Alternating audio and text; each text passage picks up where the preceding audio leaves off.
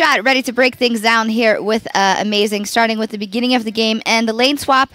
Good concept by ROCCAT, bad execution. Yeah, they started off pretty well by forcing a flash onto Gnar pretty early. So they basically had the setup to contest Gnar's XP gain that he's trying to get when he's basically in 1v2. But they didn't set up the freeze properly. And when they actually tried to make the play happen, they were not decisive as decisive as they should have been. Therefore, Gnar still got the XP, was healed by Nami, and they basically got through the lane swap like without issues, which shouldn't have happened if you forced the summoner early. And Forgiven was able to free farm bottom. They didn't catch the wave early enough, which should have happened too, because Marka had TP, could have even walked bottom, then keep your TP priority for a potential top gank, top dive, whatever it is, which they did in the end, but it was way too late, and they should have made those plays happen earlier, and they missed those opportunities. You said also that you're generally just not a fan of the XP sharing in the top lane. Was that a fault by SK, and were they actually lucky that ROCCAT didn't capitalize on it? I'm not a fan of that, because I think if you're basically 2v2 laning with your top laner and support, you're basically setting yourself up for an XP deprived top laner, even though he could potentially even get XP in the 1v2, which he got earlier. So he should have just based, take the hit, and then go, because like the freeze was actually set up at some point for ROCCAT, so the wave was pushing into ROCCAT 24/7 anyways.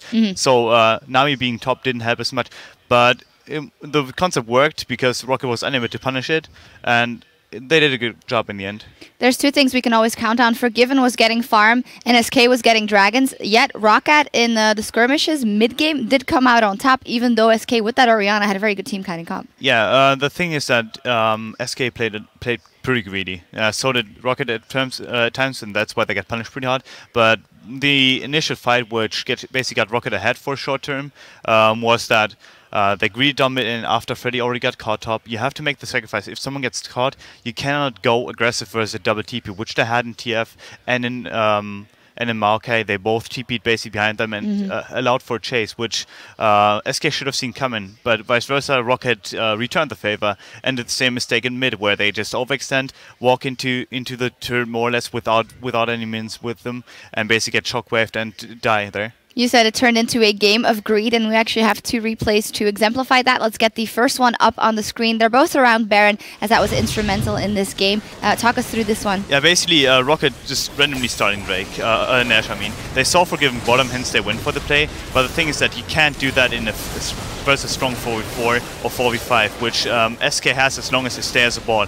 What SK wants to do is basically like have Fox get in rotations out, have Svenskon to see someone, and ready to see someone, and then basically get the burst, the QW of Orianna, then they get the proper shockwave, which SK was able to do because they were never contested in their ball, which happens as soon as the enemy team basically groups up for an objective and doesn't try to flank you. And SK is basically like chasing ROCCAT down and allows themselves for early kills. The Orianna that are flashing forward to get the auto attack off and the kill, very different from the Orianna we saw yesterday. Yeah, definitely. I think Fox, what he did this game was really insane. I think we'll have another replay later on, or maybe not. But he even put the Orianna ult on himself and flashed into an AD carry, which is just crazy. Like, that guy must be Korean or something. But I've literally not seen that in the US yet so far, and that was pretty crazy. This is actually the second replay we wanted to show. That is second replay. So this again, agreed from SK in this case, where what they basically do, they put themselves into a situation where they were at Nash, and they didn't respect that Gnar could be collapsed upon before his passive procs, because like TF is able to TP on him, and they can basically collapse him and one-shot him. So ROCCAT is able to one-shot the Gnar and allows themselves for another chase, which sets up for 2 kills now. I think they're gonna get a third.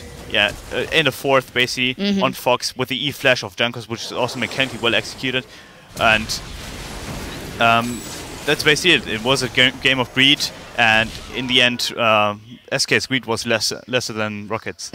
Definitely not Korean, because he whiffed the shockwave there. No, but not taking anything away from Fox. He actually has played very good yesterday as well, and really stepping up in that carry role. And just in this game as well, there was this crucial moment when ROCCAT was back even, and then Forgiven found a way to get the inhibitor down. And I think that's what set SK up also for later, because they knew they would always have that entrance into the base. Yeah, what SK is really good at doing is basically like using the the bust or like the changes to of the season 5 patch that is like the inhib giving you as soon as you have one down, then basically like having stronger minions, etc. Like and basically setting up for it, and the Drake itself and the Nash itself, like which like. As soon as they get a neutral objective, like let's say the 5th Drake, they will snowball that really, really hard. And the same applies for Inhibitor being down, and the same applies for Nash being down. And I think that is crazy to see, and it's one of the only teams that actually abuses that to that standpoint.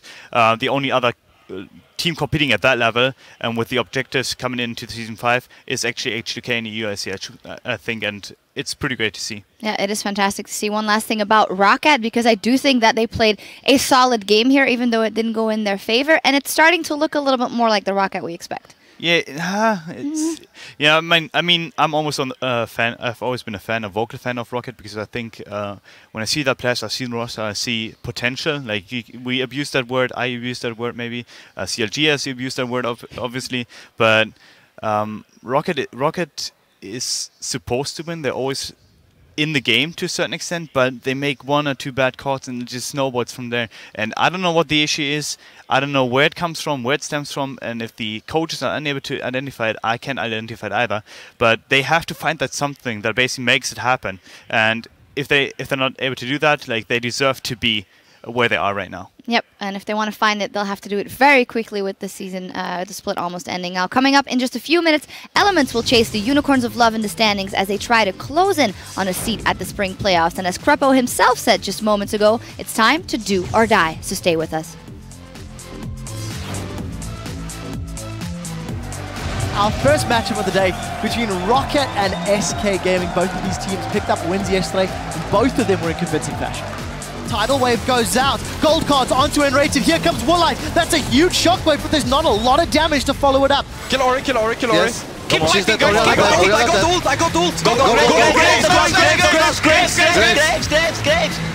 I got Rengar. Coming for Rengar, taking out their... Rengar. Nice, guys! The death sentence hits! Vanders, held Sven's going in place, and Overpower is tanking up SK Gaming. Sven's managed to flash away from the backline. SK Gaming have got the aspect. Overpower once again in the thick of things. Jankos pulling a few members. It's only the tree that's caught by the shockwave. SK Gaming retain control of the European LCS.